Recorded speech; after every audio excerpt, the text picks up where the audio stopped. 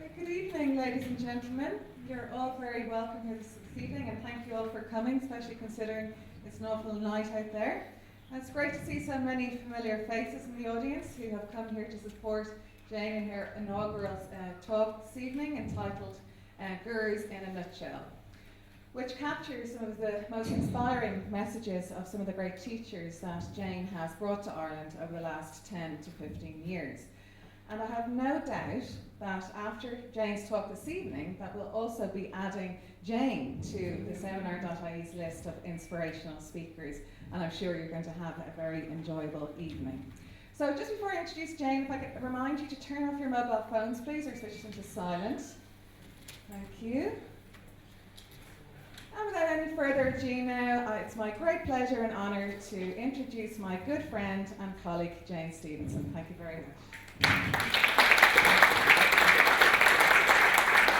Thank you very much, Rachel. Can everybody hear me okay? You're very good to come out in this horrible, horrible weather and to come and listen to this evening.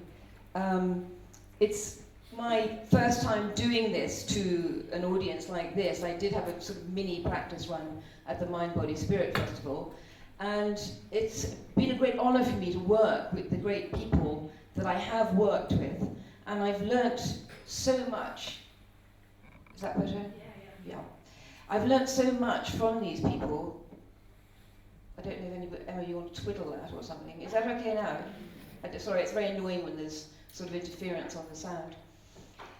That I thought it would be great to bring together a talk to give the nuggets, and everybody has their own truth and everybody has their own favourite teacher, and I can't tell anybody who to follow, but I love it in my talks when people get that eureka moment, when they sort of get that, I get it, I really got something out of that. And that happens quite a lot in my talks, and it's really thrilling for me to see it, and I get it a lot too.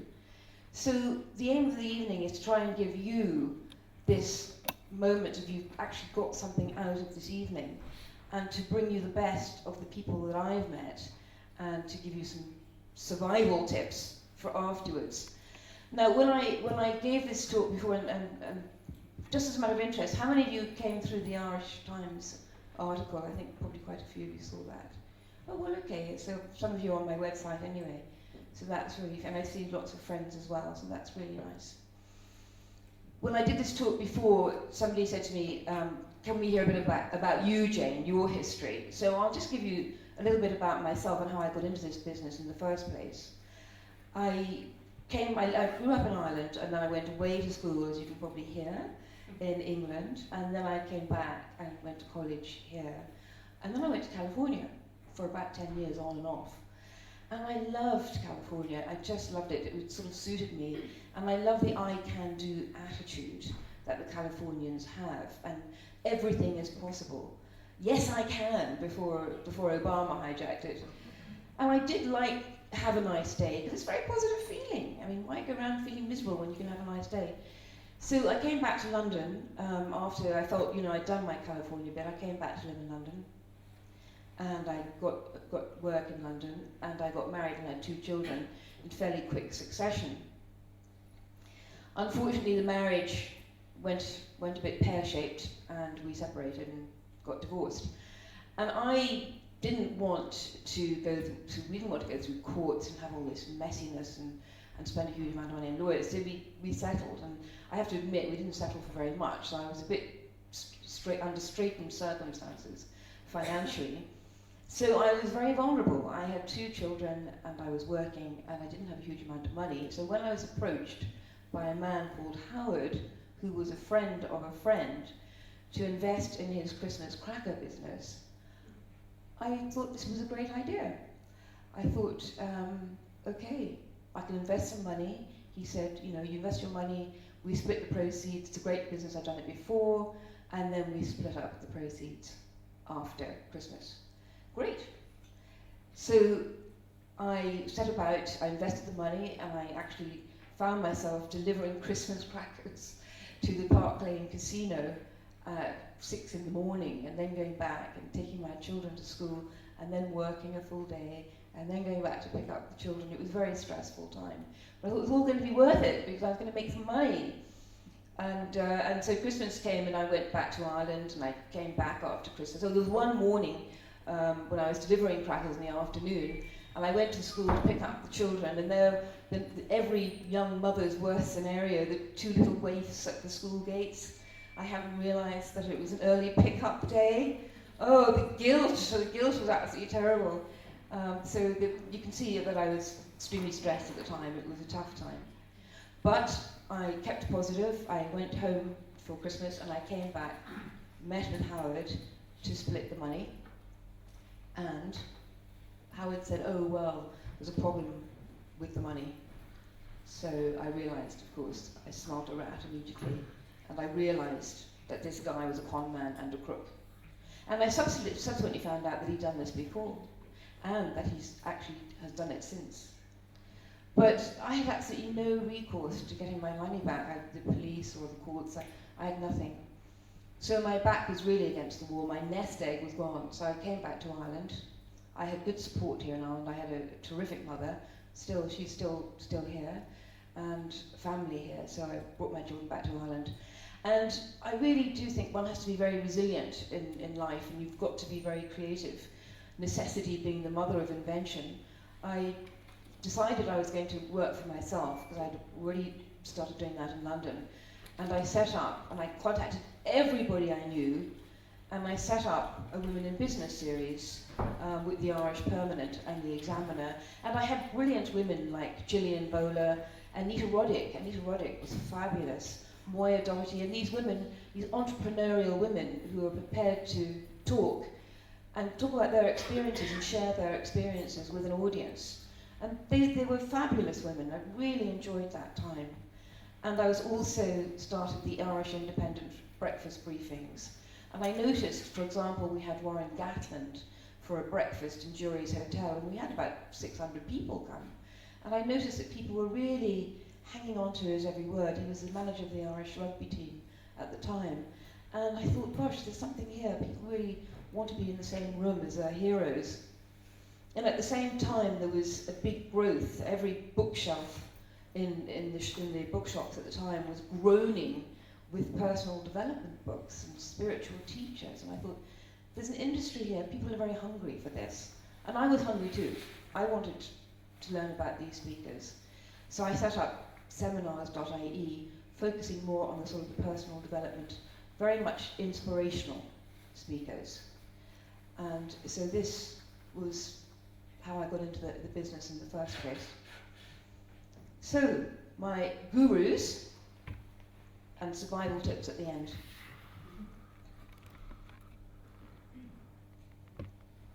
You couldn't possibly have a talk about gurus without talking about this gentleman. He's probably the biggest of them all. And I've been very honoured to work with him several times.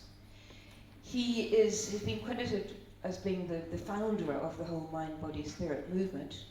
He qualified as a doctor in the 1970s as an endocrinologist. And at the same time, he was learning under an Indian Maharaja, and he was studying Ayurvedic medicine. So this was he was the first one to actually bring the sort of the spirit and the mind into the whole mind-body-spirit movement, to treat the body as a whole, to bring the Eastern medicine into Western. He says Western medicine, traditional medicine is all very well when you're treating fractures and broken bones, etc.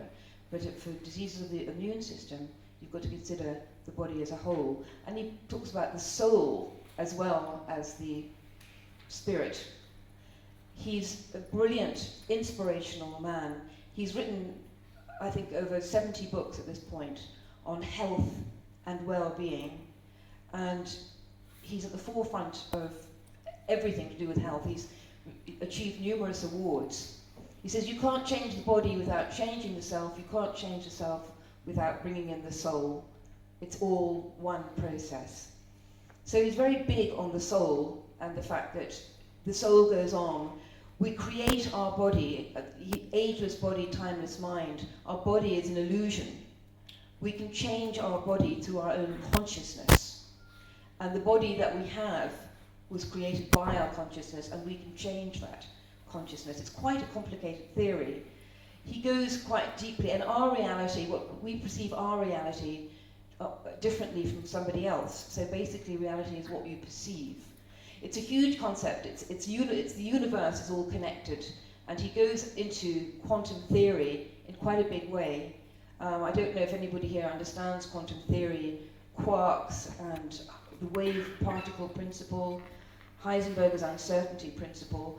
I mean, I think one of the fundamentals of quantum mechanics is Schrodinger's cat, where you Schrodinger put a cat in a box with some radioactive material, close the box, and if even one tiny atom of that radioactive material leaks, the cat is dead. But we don't know if that has happened or not. So there's a duality. The truth is that the cat is alive or the cat is dead. So that's the whole thinking behind quantum theory. And if anybody can marry the spirituality and science within that, it's Deepak. But it's very much you learn how to perceive your own world. So it's up to you how you perceive your world. You can be ageless and timeless. Deepak firmly believes we can live to be 120 years old.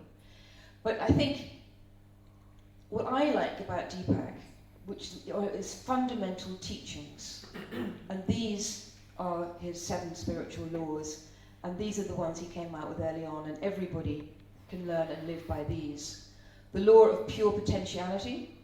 This is meditation. Everybody should take time every day to meditate. His colleague, David G, says, RPM, rise, P, meditate. So you get it in the morning. Do it first thing. And he says, Deepak says you should meditate sort of first thing in the morning and then again in the evening. That's a lot of time for some people, I know, 30 minutes twice a day. But every spiritual teacher I work with says it's very important to detach from your thoughts. Get in touch with that silent space inside you. I think it's more important than ever, actually, nowadays, because we have a lot of busyness going on in our lives. And if you can get 20 minutes of meditation, and he teaches the Chopra Center and Chopra instructors, of which there are many here in Ireland, teach primordial sound meditation. So I can put you in touch with people like that if you want to look into that further. The law of giving today, which is when you meet somebody, give them a compliment, a flower, a gift. Receive gratefully. Keep that flow of wealth and happiness and goodness going. Just keep it circulating. The law of karma. I think we're all very familiar with the law of karma. It's if you put out good, every action forces a reaction. So if you put out goodness and love and kindness, it will come back to you. And he only talks about the good part, not any bad part. The law of least effort. So accept situations. This is very much about acceptance. Don't fight. Accept people, events and situations as they occur. Relinquish the need to defend your point of view. The law of intention, this is very big. This has been sort of made much bigger nowadays with things like The Secret, the law of attraction. The law of intention is really to be clear of what you want. And it can be prayer, it can be just putting that thought out into the universe. But then put it out there and let it go. And if it doesn't come back, then there's a reason for it not coming back. But it's very important to be clear on your intentions and what you want, and put your desires out there. And there are plenty of stories of people who actually do put their intentions out, and a lot does happen. You've got to be clear about what you want. The law of detachment. This is a very big one, which I'm going to go into a little bit more further. But don't force solutions. Again, it's allow yourself the freedom to be who you are, allow other people to be who they are. Don't force anything, just let things flow.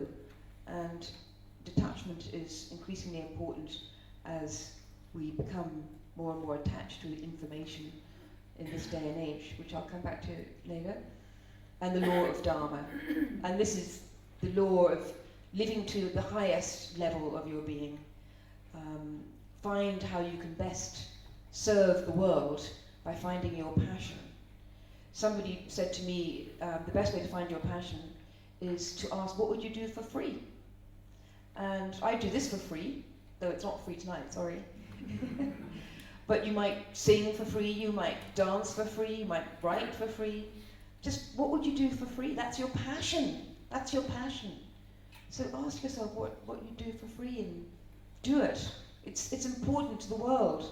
Everybody needs to get in touch with their own truth and passion and put it out there. Who came to my Eckhart Tolle talk? Yeah? A few people did. Okay, great. Eckhart is entirely different from Deepak, in that when Deepak's up here on stage, he commands the room, he's hugely charismatic, he's got a big voice and a huge presence. Whereas Eckhart will come in and he'll sit down very quietly, like this.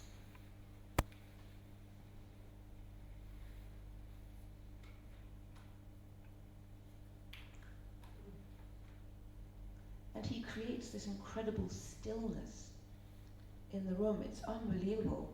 I mean, there were 3,000 people in the room and you couldn't hear a paper rustle. It's amazing.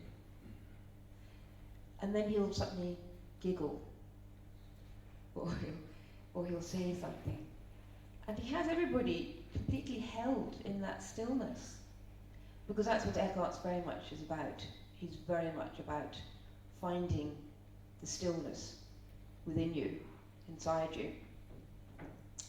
He's written The Power of Now, which I'm sure you're very familiar with, and A New Earth. Now, he has a very interesting story because sorry, I didn't mean to do that. He was a student in London, at the London School, and he was a postgraduate there. And he went through a time where he was very, very depressed. He was in his 20s, he was suicidal, he was really struggling with the world. And one day one evening he said to himself, I cannot live with myself anymore. And that was his eureka moment. That was his awakening reality, his road to Damascus moment. As he realized there was somebody else there. There was a wiser person saying, I cannot live with this person. And he thought he'd got to investigate that. It was a massive awakening for him. And the next day he woke up in total bliss. All his anxiety was gone. He got rid of all his possessions. He severed all his relationships with people he knew. He went to live on a park bench for 2 years, and he studied in the University of London Library. And people would come to him, people were very drawn to him because of his bliss and his wisdom. And he studied a lot of philosophers. And Meister Eckhart was the one that he settled on, who's a 13th century mystic, who very much was about detachment. And detachment, I just want to say a few words about detachment, because detachment is a detachment from your thoughts, but also from your emotions. And it's a good template to live by. There was an interesting experiment done in 1970 by a psychologist, you might have heard of this one, with 4-year-olds. And they put these 4-year-olds in a room, and they gave them one marshmallow each. And they said, if you wait until I come back in the room, you can have another marshmallow as a reward, if you don't touch the first one. So he left the room, and he came back, but while he was out, about a third of these 4-year-olds wolfed their marshmallows down. And another third sort of waited a bit, and then they ate them. But there's another third who didn't, they waited. And when he came back in the room, they were rewarded with a second marshmallow. And he tracked these people through the next 15, 20 years. And the ones that were able to wait were the most successful, both in work and in relationships. Because and funnily enough, the ones that had wolfed down their marshmallows had a lot of problems. They had problems with alcohol, addictions. Some of them were bullies. They had all sorts of social problems. But he reckoned that they were able to detach. They were able to detach their thoughts from their feelings, from their emotions and their needs. And that's why they were so successful. And I think it's something we need to look at nowadays with kids, because he said, and he makes the Michael Foley in his book, The Age of Absurdity, made the point, if that were 4-year-olds today, first of all, they'd all wolf down the marshmallows, and then when he came back in the room, they'd say, those were crap. So we've kind of got away from the detachment and that sort of self-discipline, because I still think that we've actually got too much information overload, and we have to put more air and more space out there for our young people, which is happening, I'm happy to say. Eckhart says the silent place of stillness is all knowledge, under the noise. What it is not what it is. So get in touch with what is not. It's very profound. In between thoughts, in between words, that is where existence is. And transcend the ego. This is a very important part of Eckhart's teaching. And I love this story. It's in A New Earth. It's about the lost ring. Eckhart was visiting this spiritual teacher. He was visiting a teacher who was dying of cancer, and she was in her 40s, and she didn't have very long to live. And he was visiting her every day to give her sustenance and spiritual sustenance. And one day he arrived at her house, and she was in a state of great agitation and anger, and she was really upset. And he said, what's happened? And she said, I've lost my ring, my grandmother's ring, which has huge sentimental value, and it's very valuable monetarily as well. It's gone, and I think the woman who cares for me has stolen it. How could she do that? How could she be so unkind? I think I'll call the police. I'm really, really upset about this. And Eckhart said, oh, wait a minute, slow down a minute. You do realise you're going to have to let go of this ring sooner or later. And she said, you don't understand. I wore this ring every day. It was very, very important to me until my hands all swelled up and I couldn't put it on anymore. It's got great value to me. So Eckhart thought about this for a little while. He said, look, I'm going to ask you some questions and I want you to really think about the answers. So he said, you do realise you're going to have to let go of this ring, and maybe sooner rather than later. And will that letting go change you in any way? And will who you are be diminished by the loss of this ring? And after a few minutes, she smiled. She got it. She said, when I first thought about that, I thought, yeah, I will be diminished by losing this ring. And I thought, wait a minute, who I am will not be diminished. I'll still have, I really felt my I amness, and of course that's not going to change. And Eckhart said, that is the joy of being. You've transcended ego, you've gone beyond the I and the my and the me. That's the joy of being, that I amness that you've just got in touch with. And she said, wow, that's amazing, I've never felt that before. And now I understand what Jesus said when he said, if somebody takes your shirt, give them your coat as well. And Eckhart said, sometimes letting go is a much, much more powerful thing than holding on. It doesn't mean you should not lock the door and not give anything and not look after your stuff, but sometimes you have to learn to let things go. And she went on to give all her possessions away to people she knew, and even to the woman who she thought might have stolen her ring, and to become very peaceful and radiant in her last few months. And her mother rang to say she'd passed away peacefully, very, very peacefully, and in a very content manner, and that the ring had actually been found in the medicine cabinet. So whether the ring was there all the time or whether it had been replaced there, it doesn't matter, because she had learnt the lesson she needed to learn by this experience before she died, and this experience gave her great peace. So that was Eckhart's story about transcending the ego, which I think is a lovely story.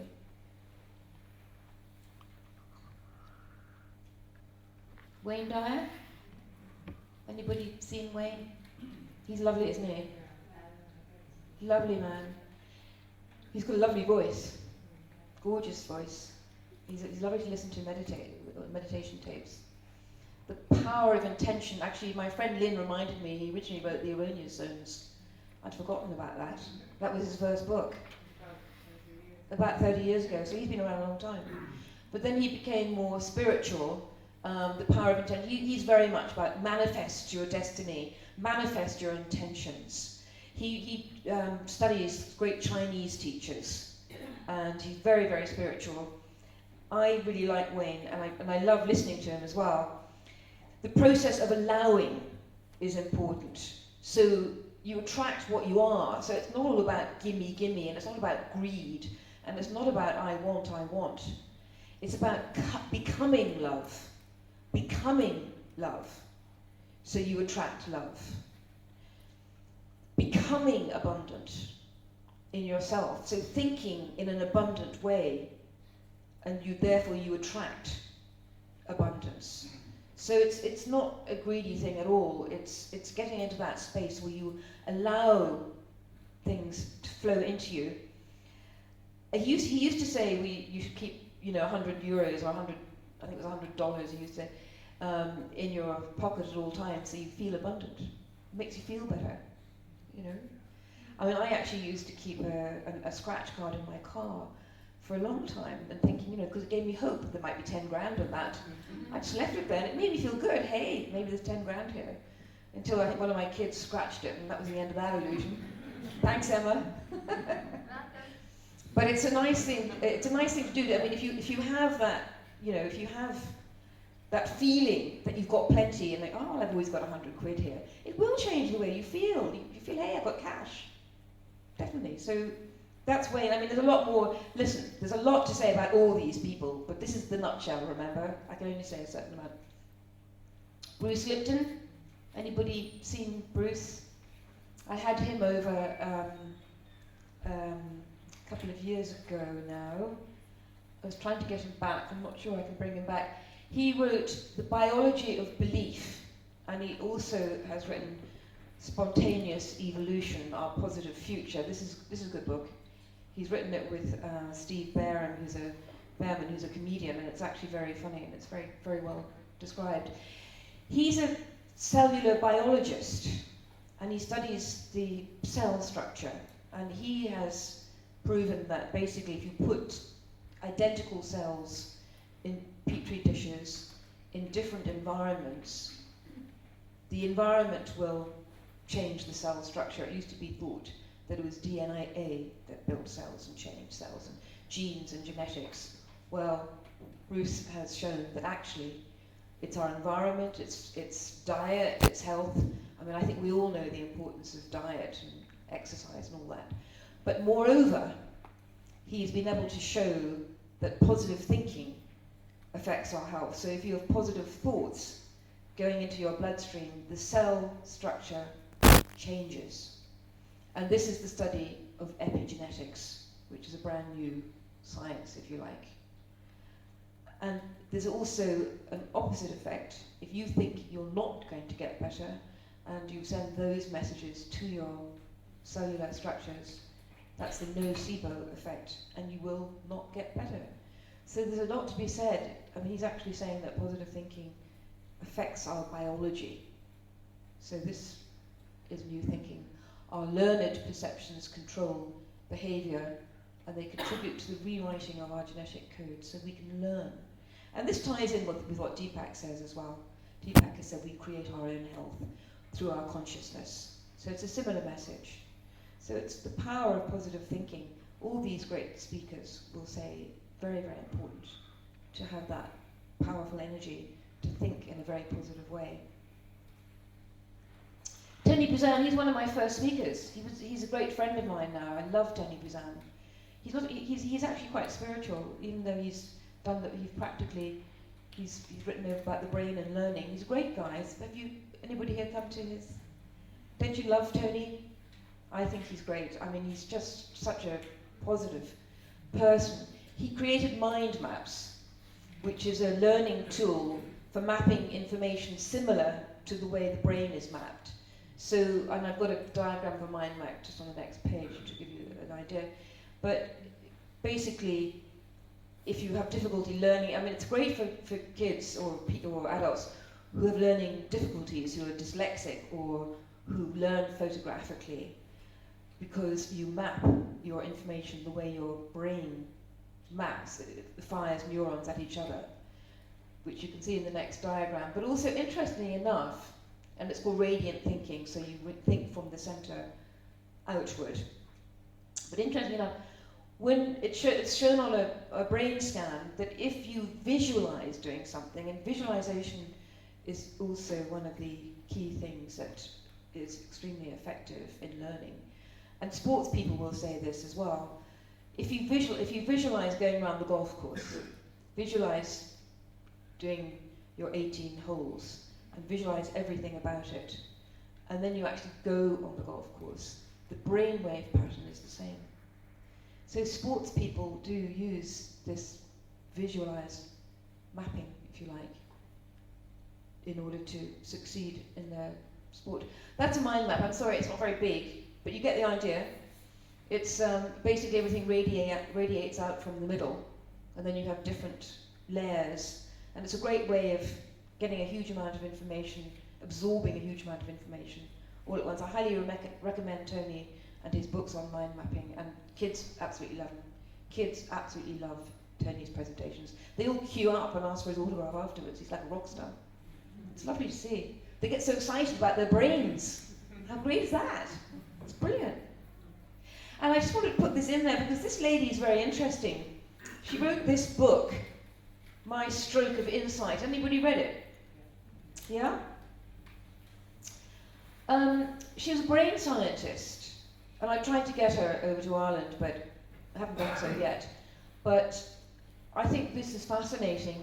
She is a brain scientist who had a stroke on the left side of her brain. And because she was a brain scientist, she was able to document everything that happened while the brain shut down. And her account is incredible. I mean, you know, the actual shutting down of her brain, her awareness that she was losing her rational side, if you like, her inability to dial for help, her inability to speak, all those functions shut down. And she ended up in hospital for quite a long time with just a right brain function. But the extraordinary thing was that she entered this state of huge bliss and nirvana and connection with the universe. Deepak talks about this actually. She felt at one with the universe because she just had use of that right intuitive side of her brain. And she felt energy intensely. So if any nurse was coming into the room who was a little bit brittle or a little bit harsh, she felt it like a pain. And similarly, she felt the good energy. So she was immensely intuitive to energies. So, and I think probably these great Buddhist masters live in that space when they go into extreme states of meditation. But it kind of shows that we can have that universal feeling, that feeling that we are all one, that huge connectedness. She came back, she healed herself, she got better, and she was in her account of trying to do ordinary tasks again, like trying to wash the dishes. You know, how do you wash the dishes? She had no idea. She had to be taught everything from the beginning. It's an amazing story. Norman Doidge wrote The Brain That Changes Itself. Another fascinating book about the brain and what the brain can achieve. It's the neuroplasticity of the brain. And he talks about one of his case histories in this book is about a Spanish poet who has a stroke and who's completely disabled on one side. And his son is a doctor, and his son decides he's going to make him get his function back on his left side. And so he forces him, it sounds quite cruel actually, he straps up his good side and he forces him to crawl on his all fours beside propping up against the wall to force him to use his bad side, and gives him exercises to pick up things with his bad side. And his brain did form new neural pathways to bypass the damaged part of the brain. I think this was what Christopher Reeve's research was doing before he died. I think it's absolutely fascinating the things that the brain can do. The brain actually rewired the neural pathways. This Spanish poet, he was able to walk again, and he was able to get back the use of his left side. And now there are TOBE clinics all around the world that do exactly this. They strap up the good side. They put mitts on people who've had damage done to one side, and they put mitts on them, and they force them to use like pick-up balls and cups with their damaged side. And apparently they have quite a high success rate. It sounds quite grueling, I have to say, but if you persist, it can be done. John Kabat-Zinn? Yeah? He's really a lovely man, very much mindfulness and mindfulness meditation. And John has written a number of books and tapes on this. I think mindfulness is very much out there at the moment as a treatment for depression. Tony Bates talks about it all the time. And there's a Mindfulness Ireland are quite big. In fact, they're bringing the Vietnamese monk Thich Nhat Hanh here in April. Highly recommend you go and see him. He's an incredible guy who's won the Nobel Peace Prize. And he's based in Plum Village in Paris. So go to Mindfulness Ireland website, you'll see information on that. But John is very much take time to be quiet and be mindful, live in the moment, get in touch with this moment. So shut off your thoughts, but really listen to that blackbird singing and really hear it and really enjoy it. And if you're with somebody, really enjoy being with that person. Be aware you're with somebody you really like and that you really love. It's sinking into that present moment without the busyness, without the thoughts. It's a great practice. Again, there are mindfulness meditators and live mindfully, so live in that moment. It's very hard nowadays, as I was saying earlier, because we're so bombarded with so much information, but I think it's very important that we try and get in touch with that mindfulness. And they're saying that the prefrontal cortexes of young people are not developing properly because they're getting too distracted at a young age. So we have to get that practice into young people, and I think schools are now adopting mindfulness, which is a very good thing. Byron Katie, I love this woman. Is Ursula here? Ursula, hi. Ursula is bringing Byron Katie over in June the 18th, so you can speak to her afterwards. She's the lady in the back. Byron Katie is somebody who had a similar Damascus type experience, like Eckhart. They say you have to sort of hit the bottom of the barrel before you can lift yourself up again. Well, Byron Katie did this. I think she was an alcoholic. She was spiraling into depression. She couldn't leave her room for 2 years. She was really, really suffering. And then one day she had this eureka moment. She realized if she believed her thoughts, she would suffer. But if she didn't believe her thoughts, she felt this immense joy. And once she got that feeling, and once she felt that feeling throughout her body, she was able to let go of her suffering and realize this joy. I think ever since that day when she realized she was not her thoughts, she has experienced this great joy, and she developed this wonderful program called The Work. And I've seen her do it. She has been over here before, and I really recommend you go and see her when she's over in the summer, because it's very powerful. It's a very powerful tool. She asks people first of all to put what they're holding in, any anger or begrudgement or pain, to write it down on a bit of paper, right? To write it all out. And then she has 4 questions. Is it true? Can you absolutely know that it's true? How do you react? What happens when you believe that thought? Who would you be without that thought? Now, I've seen her do this. There was a guy who she brought up on stage, and he'd written down that his girlfriend left him and ran off with another man, and he was really, really upset, and this had happened some time ago, and he was really upset. So she sat him down and said, is it true? And he said, yes, it's true. She left me. It's absolutely true. Can you absolutely know that it's true? Yeah, she's not here anymore. She went off with somebody else. How do you react? What happens when you believe that thought? I get really angry and upset, and how dare she leave me and abandon me like that? I mean, I really loved her. I really wanted her to stay. I gave her everything. Who would you be without that thought? Well, I guess I'd be free. I'd feel much better. I'd be great. Life would be brilliant if I didn't have that thought. I wouldn't have to hold all this anger. I wouldn't have this anger. And then you turn it around. So you left her. Is it true? No, she left me. This is a simplistic way of doing it, you'll realise. Can you absolutely know that that's true? And then you sort of see people starting to change. Well, actually, maybe I did abandon her in some way. She wanted me to go and see her mother, and I didn't go, and she wanted me to do things, and so actually perhaps I did have something to do with it. Perhaps I had a hand in, perhaps I abandoned her. How do you react? What happens when you believe that thought? Well, actually I can bring a bit of understanding into the situation.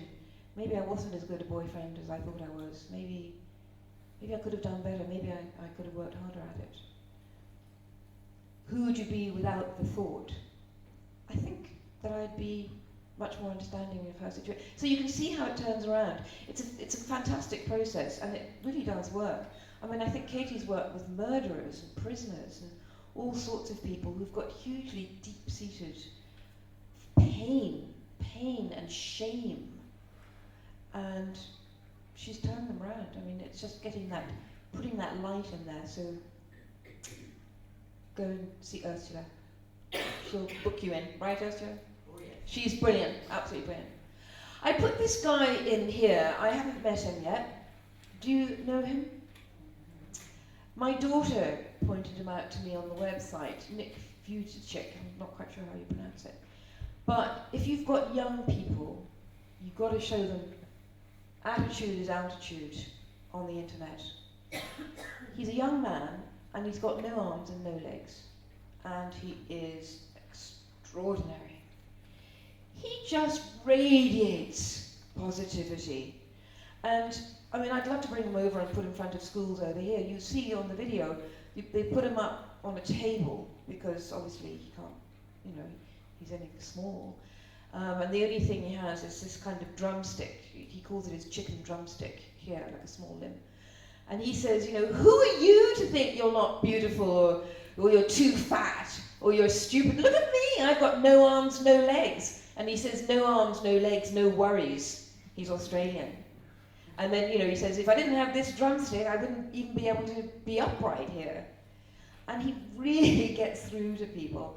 He is absolutely extraordinary, and he does everything he possibly can, given his condition. He sails, he drives a car, he plays football. He does everything he can possibly do, given his condition. Show this guy's video to your kids. Believe me, they'll stop complaining about being too fat or being too ugly, or they'll really see what life's about. Lorna Byrne. Anybody here been to Lorna Byrne? Lorna is an Irish mystic. She's written Angels in My Hair and Stairways to Heaven. I was delighted to see that one of the gentlemen here in the audience had read the book, because I tend to think that Lorna's audience tends to be mainly women, sorry. She's a very gentle creature, and she really does support people. She will say, and she's very different from the others in that it's a very simple message: everybody has a guardian angel. And she tells the story in her book, Angels in My Hair, of her rather difficult upbringing and seeing angels from a very early age and not really believing that nobody else could see them, you know.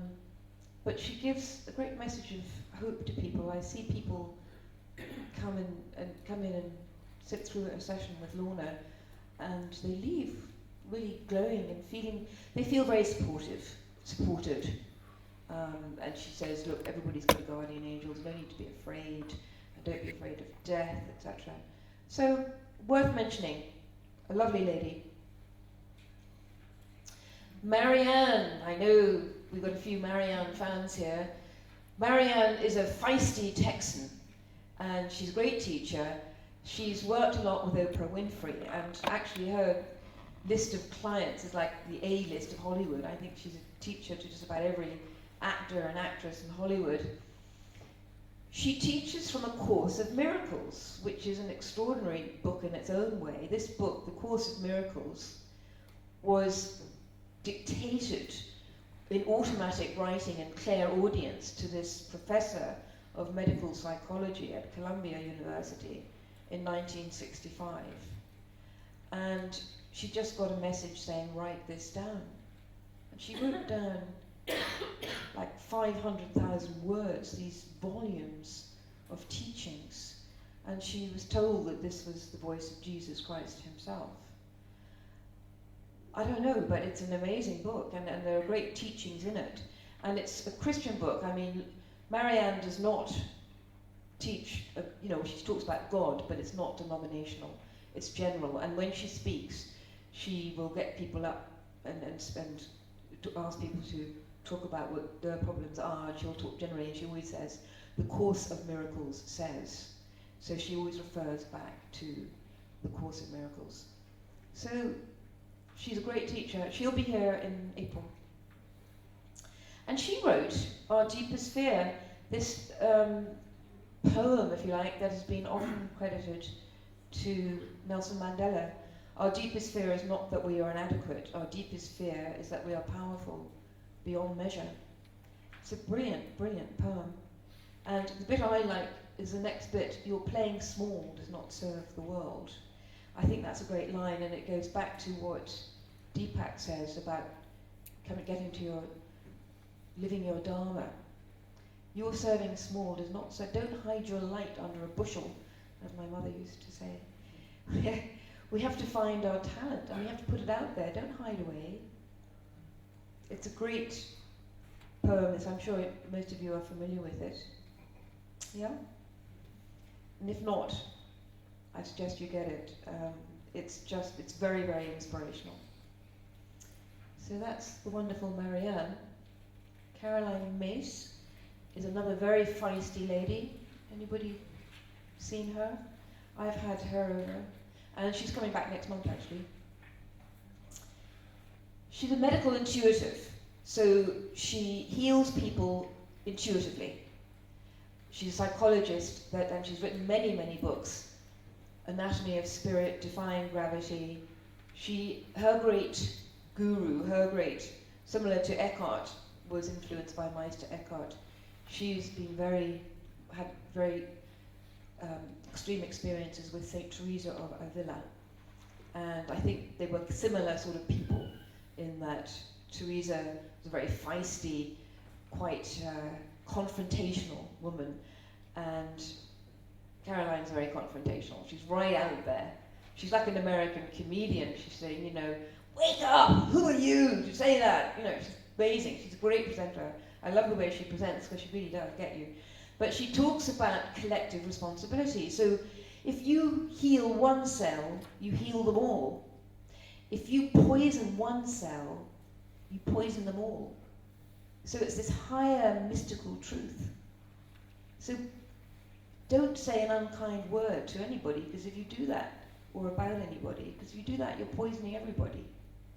And she's very strong about not settling, not compromising. So find your own truth and don't settle for less. So in a relationship, don't settle. In your work, don't settle. You're only damaging yourself. That's how you hurt yourself, is by not living to your own highest truth. It's better to not have what you want than to have what you don't want. So it's better to strive for your own higher mystical truth and go with that. And sometimes your truth might not be what you want. You might need to do something else. But I really like her because I got that. Because I really believe that you shouldn't settle for less than you can have. I think it'll only, and she says, you know, food addictions and all these illnesses in the body are a result of you going off your own path. So it's very important to stick to your own truth. Her books, I've got a few of her books here. I've just bought books to show you what they are, but I think that, oh, I don't see it. But I think she's amazing. I mean, if you can come and see her, she's the 25th of February, she's giving a workshop. If you can come to that, it's well worth it. She will really wake you up as well. I mean, she's, as I say, she's got a very fiery presentation. Richard Bandler. This guy is the founder of NLP, Neuro-Linguistic Programming. I'm sure you know about Neuro-Linguistic Programming. Yeah? I think this is incredible. I think Neuro-Linguistic Programming is amazing. It really does work. And Richard was, he loves to shock people. Have you come to his talks? Yeah. Did you like him? No. No, okay. Because people either they love him or they hate him. I hate him with a vengeance. Okay. Right. Well, see, that's the reaction that Richard gets. He hates him with a vengeance. But people love him with a vengeance too, because he loves to shock. He just loves to be controversial, and he uses, you know, terrible language, and he bashes psychiatrists in his talks. And I have to say that Neuro-Linguistic Program is an incredible tool to end self-limiting beliefs. You agree with that, right? And to get over phobias, anxieties, fears. And then actually I tried one of the programs just for the public speaking thing. And it's very clever. He uses movies. You play through the movie and then you white it all out and you play it backwards. It really works. These things work. You're kind of changing the way your brain is processing that information, that pattern that you've always had in there. And for public speaking, you know, imagine that butterflies you've got is red arrows going in one direction. Well, just change it and do blue arrows going in the other direction. It's all visualization and changing that pattern. And it really does work. It's incredible. I think we've got practitioners. Are you a practitioner? We've got some practitioners probably here in the audience. Anyway, the Irish Institute of NLP is a great place to go for courses. So there are plenty of opportunities. Tony Humphreys is one of our Irish gurus. He's a psychologist. He's based in Cork. He famously wrote The Power of Negative Thinking. And he's written a lot of books for children, on parenting, self-esteem, self-worth for children. I always think with Tony, with his children, on parenting, it's sort of like put on your own oxygen mask before you put on your child's oxygen mask. Because you've got to sort yourself out before you can sort out your child. So as a parent, you know, get your own behaviour sorted before you can be a parent. It's simple, and it's conscious parenting. So before you start saying your child has problems, you know, look at where do they come from. You know, you've probably got the same problems you're reflecting back. And he's very strong on saying, don't punish the child, punish the child's behaviour. Very important message. Perhaps something that it's not automatic for us to think about. He's a very good speaker, Tony, and I get really good feedback for him. And he also does business talks as well, Work and Worth, and Work and Worth Take Back Your Life and Management talks. So, highly recommend him. Well, in this business, we get people who jump on the bandwagon of personal development And as you can imagine, there are a lot of frauds out there and weirdos. And the people that I work with are all brilliant and authentic, and they live their own truth, and they live authentically. They walk the talk, if you like. But sometimes we get some that don't. And this guy is a guy called Gary Reynard. Does anybody know Gary? Okay, did you come to the... I came to that talk. Bless you. Gary arrived, he teaches a Course in Miracles, similar to Marianne. But actually I looked up on the website recently and I saw that Course in Miracles were zoning him. They were sort of, they were saying, please, they were distancing themselves from him. He arrived here in Dublin and from Canada, and Rachel and I took him out for dinner, and he was a bit under the weather, and we thought, okay, well, he'll be okay the next day, it's jet lag. And he was due to speak the next day at about 7 o'clock, actually here in this hotel. And I said, look, we'll pick you up, and you come here at about 6:30, we'll get you in about 6:30. 6:30 arrived and went, 6:45, and no Gary. So I rang the hotel and got through to his room, and I said, Gary, I'm meant to be here. And he said, I'm waiting for the taxi. I thought, oh shit, okay. So I said, Gary, get into a taxi right now, get here. So I came in and I told everybody, look, I'm sorry, Gary is going to be late. And Gary, the taxi drew up outside and the door came open and this man sprawled out on the pavement. He was dead drunk, dead drunk. So we got him inside and poured coffee down him and tried to sober him up a bit. And we thought we might as well put him up there on the stage to see what would happen. Because, well, people had travelled from everywhere. They travelled from all over to come and see this man. And couldn't hide him. So we brought him up on the stage. And I knew that we were in trouble, because as he was walking up to the stage, he turned to me and said, where's my briefcase? And I said, I don't know. He hasn't brought his briefcase, his notes. So we put him up on stage, and he burbled and he slurred, and he didn't make any sense at all. So I interrupted and I said, look, I'm really sorry, everybody. Gary's a bit under the weather. You all get your money back. And a man in the audience, it might have been you, raised his hand and said, has Gary had drink taken? I said, yes, he sure has. So people were upset, people were angry. I mean, they had made an effort to get there, and he was very irresponsible. I don't know if you were one of the people who stayed until the end. There were a few people who stayed until the very end. And he did, I think, make some sense at the end.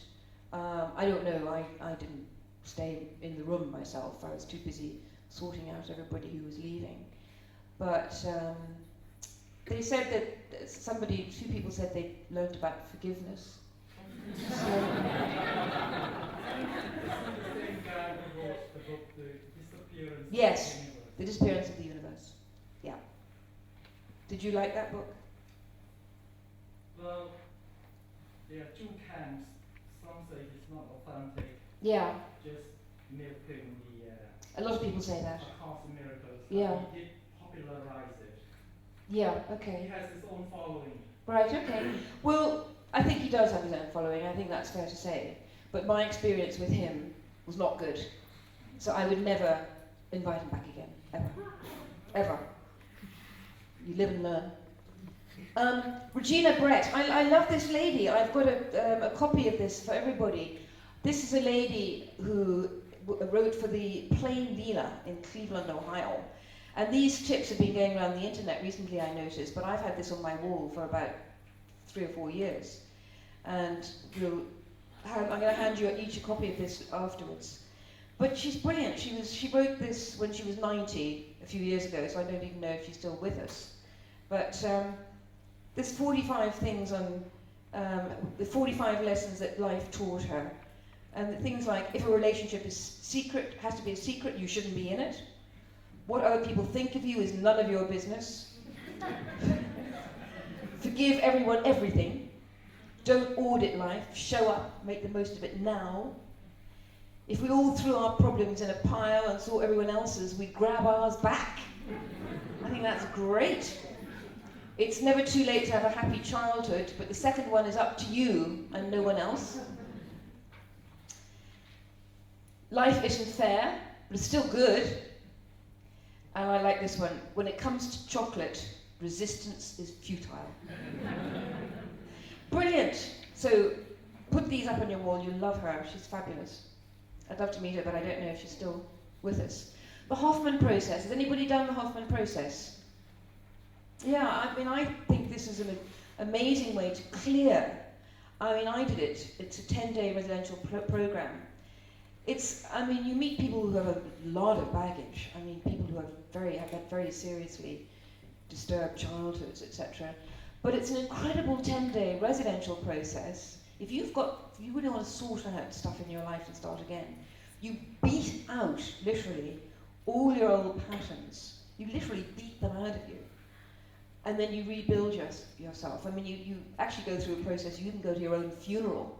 You know, it's an extraordinary process, which, if you want to hear more about it, you know, I'm happy to talk about it. It's for people who just really feel they want to take that leap forward and get rid of all the old stuff. And it's a clearing. It's expensive, and it's very extreme, but it's very good. Of course, NLP I've already talked about. Tapping. EFT. People, have you heard about EFT and tapping? I mean, I think this is another new area. I'm actually showing the film, The Tapping Solution, here on the 8th of February. You tap the meridian points in your body. There's a guy called Roger Callahan, who's a psychologist who developed this idea, and you tap certain points in your head, and also for public speaking, you tap the karate chop there, and then there are points here which you tap. But he seems to have incredible success with it. I suppose it's similar to NLP as far as clearing, but it's using meridian points. And the victims of Kosovo, who went through absolutely horrendous experiences and saw terrible sights that nobody should ever see, their families being, you know, killed in front of them, and dreadful barbaric acts, would not recover with ordinary psychotherapy or any other way. He was able to clear them of these horrendous memories through tapping. It's called emotional freedom technique. So is that gone to Dublin now? Because that is I'm showing the film. All right. I have the film, Okay. and Bruce Lipton and a lot of people like that are in it. My daughter did that course. Oh, did she? In the UK. Okay. It's very, very good. Very good. Did But she? it's not here. No, not yet, I don't think. It's not here now. I think there are practitioners. It's not here now. Yeah, I think there are. Is anybody here a teacher of EFT? I know Sarah, but Sarah, Sarah is more the epigenetics, isn't she? no, I think she does. Does she do the tapping as well? Okay. And maybe Julie Williams does as well then. Julie Williams is quantum healing. Okay. Oh, that's right. Okay. What's the website? Accomplished Change. Okay. Well, it's extraordinary. I mean, I just think it's fascinating, all this stuff that we're hearing about now. I mean, again, it goes back to learning about the brain and all the new stuff that... The tapping solution. I'm showing it on February the 8th here in the Slogan Park Hotel. Jane's tips. Meditate, RPM. I've already said probably enough about that. If you incorporate that into your day, very, very important. It will change your life. You'll get in touch with that deep, silent witness within you, and you'll feel less agitated about life, and the anxiety will just go. Dale Carnegie, thanks to my friend Brian for giving me this one. Never criticize, condemn, or complain. I mean, what great mantra. What a great mantra. And it goes back to what Caroline May says as well. If you poison one cell, you poison them all. I mean, if you never criticize, condemn, or complain, and also if you do any of these things, you're only hurting yourself anyway. You're damaging yourself as well as other people. I just think that's a brilliant mantra. There's a Native American saying, you've got a good and an evil wolf inside you. You can choose which one to feed. Feed the good one or feed the evil one. I suggest you feed the good one, though. And it's like Marianne says, you can live from fear or love. If you live from fear, you're always on the defensive, you're keeping all this anxiety inside you.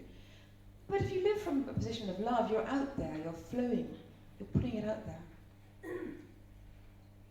Stay away from negativity. There's so much negativity in the world at the moment. I mean, there's misery literature, misery radio. We're bombarded by misery. And, you know, even, I mean, like all these reality television shows, I mean, they try and make them as miserable as possible. They whip up the misery. These terrible magazines which love to show celebrities in the worst light. I mean, come on, can we not get some good news? And it's the same with people. There are people who love to go around complaining about everything, putting everything down. Stay away from them. You don't need to enter into their energy. And I do think other people's energy impinges on yours. So it's like what Jill Bolt-Taylor was saying with her experience. We do sense people's energies. So be around positive people. Just and try and put a barrier up. If somebody's always complaining or whinging at you, you can let them know just by not reacting. You don't have to say, you're really negative, I don't want to be around you anymore. But just don't react. Just don't react and don't engage with their negativity. They'll soon realise, they'll soon know what you're talking about. Get out of your comfort zone. Uncertainty is a great teacher. I always love that one. You know, do something different. Take up a language, or even in small ways. Learn a musical instrument, they always say.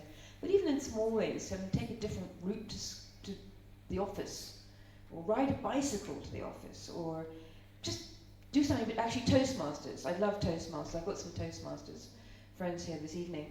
Toastmasters is a brilliant way of getting out of your comfort zone. Toastmasters is a public speaking club, which brings me into the next one, feel the fear and do it anyway. Because I think the number one fear that most people have is public speaking, am I right? Toastmasters is a club, and there are clubs all over Dublin and Ireland, that you actually go and learn how to speak in public. And just to help me do this, you start off in a very gentle way by taking a small role, like presenting a word or reading out a poem, and then you go on to do a stage 10 speeches, one by one, in a very, very supportive environment. And you get feedback, you get evaluated. And also you develop listening skills as well, because as an evaluator you have to listen very carefully to the speeches. So, great organisation, great way to get out of your comfort zone, great way to feel the fear and do it anyway. And when you feel the fear and do it anyway, whatever it is, you really are reborn. You really feel rejuvenated. It's a great thing to do. You feel such a great sense of accomplishment. I think we all get a bit lazy, particularly when we get older. Find your passion. What would you do for free? I've already touched upon that one. I think that's important. Find that passion.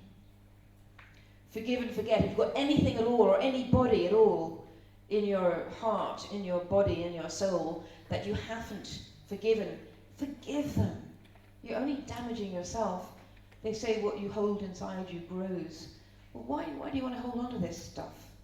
Just let it go. And of course, all the peace process and peace and reconciliation committees have been huge at helping this. And I was actually watching the bloody Sunday programme last night.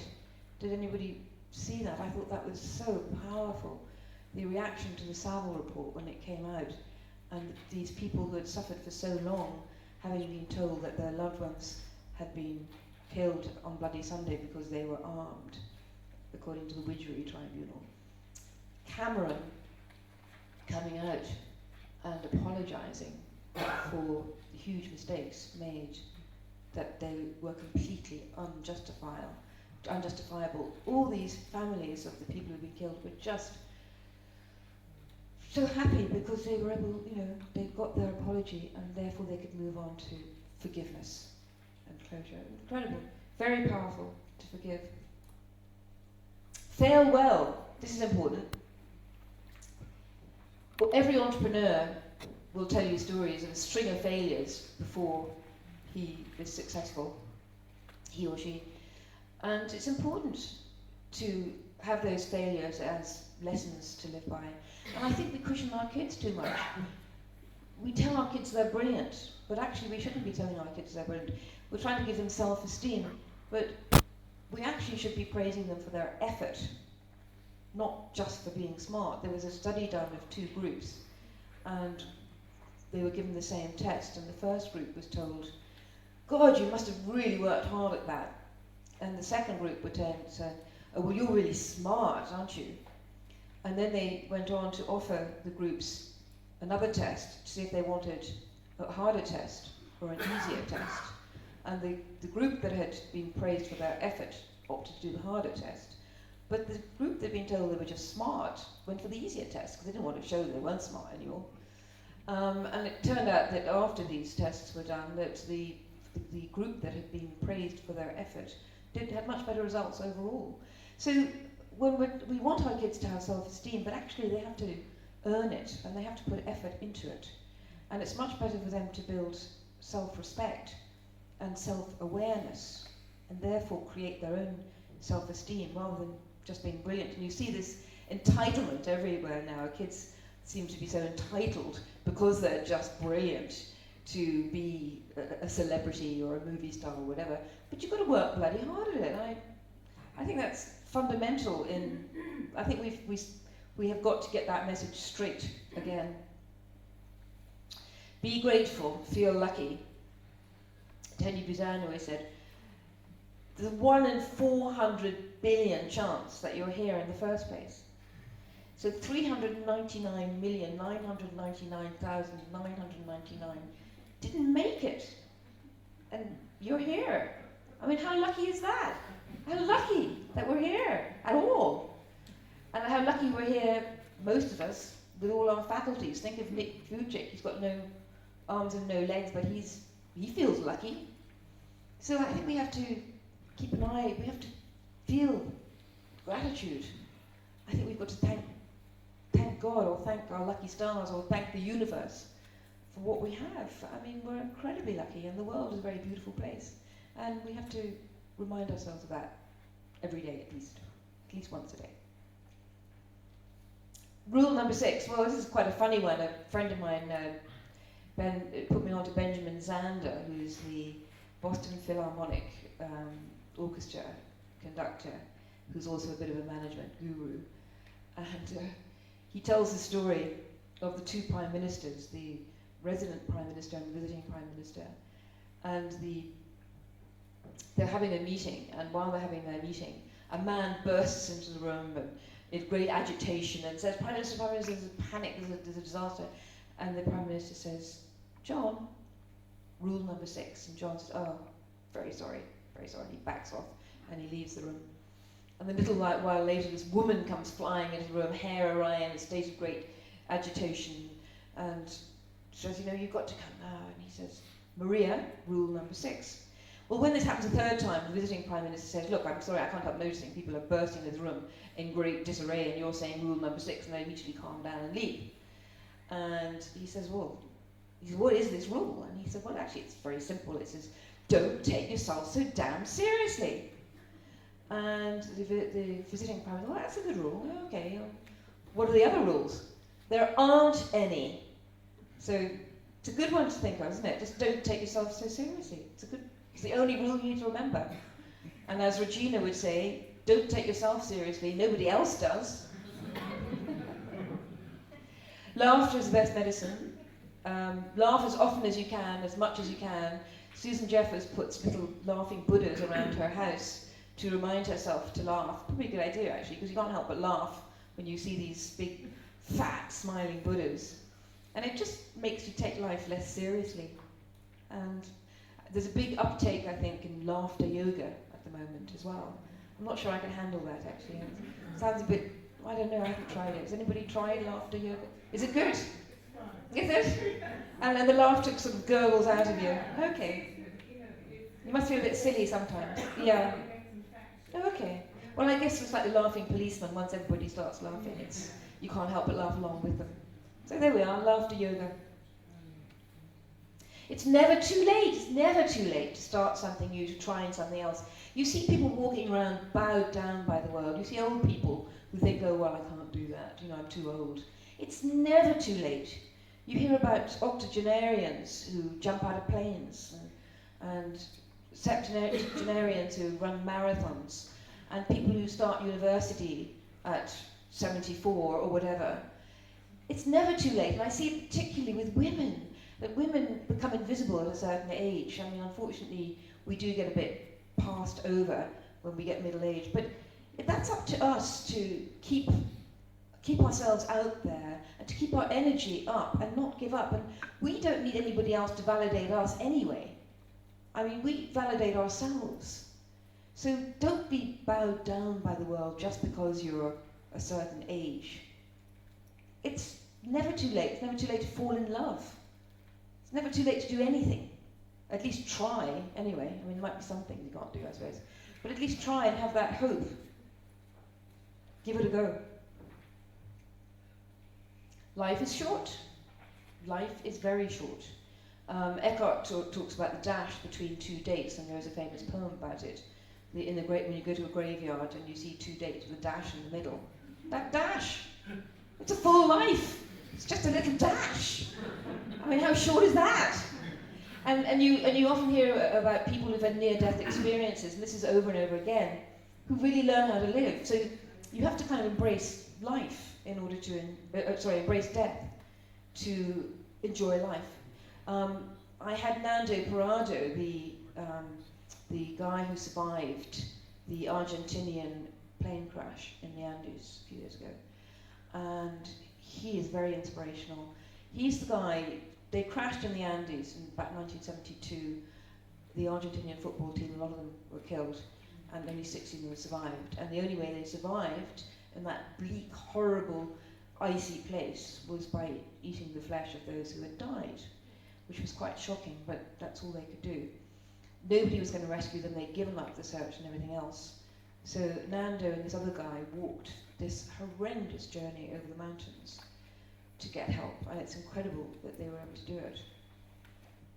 But they did get help, and there's a film about it and a book about it now.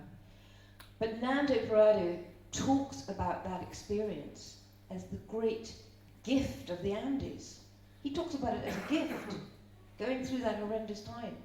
He says he now understands what it's like to be truly, intensely alive, and to live every moment to the fullness of his being. Imagine having that feeling that every moment you'll experience that intensity.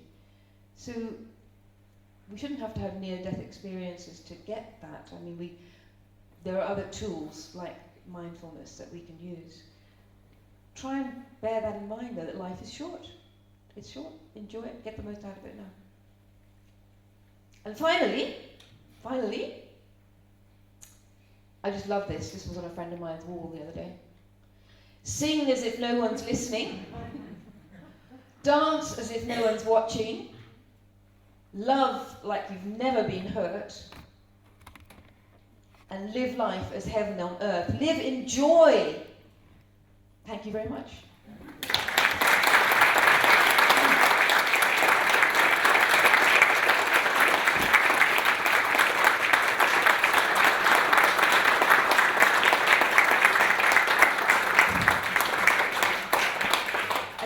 Got any questions, or if they've got any questions about any of the people in the room who do what they do, but you're willing to throw them at me if you've got any, I don't know. Or you can just go in the ring. Yeah. Hi Jane, just like to say first and foremost that was very informative, and I've definitely taken some of your tips. Thank you. I implement them in my daily life.